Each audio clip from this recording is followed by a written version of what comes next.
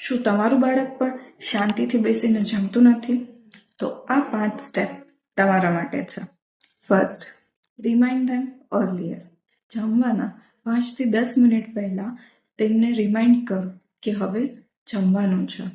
Second step છે late ધેમ settle. જો બાળક કોઈ હાઈલી એક્ટિવિટીમાં એંગેજ હોય તો તેમને શાંત કરો અથવા શાંત થવા દો.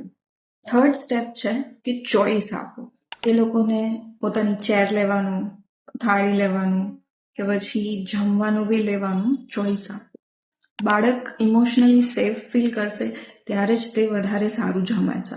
સ્ટેપ નંબર 4, એન્ગેજ ધેમ વાઇલ ઇટિંગ. તમારા બાળકના ઇન્ટરેસ્ટ પ્રમાણે તેને જમતી વખતે કોઈ એક્ટિવિટીમાં કે વાતોમાં એન્ગેજ રાખો. એન્ડ લાસ્ટ સ્ટેપ છે કે સ્ટોપ ફોર્સિંગ.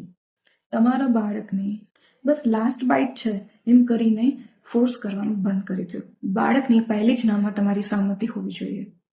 રિમેમ્બર, ભરપૂર અથવા ફૂલ પેટ જમવાથી જ બાળક ઓવરવેલ્મ થઈ જાય છે. So peaceful meal time is not magic, it's mindful. Follow for more.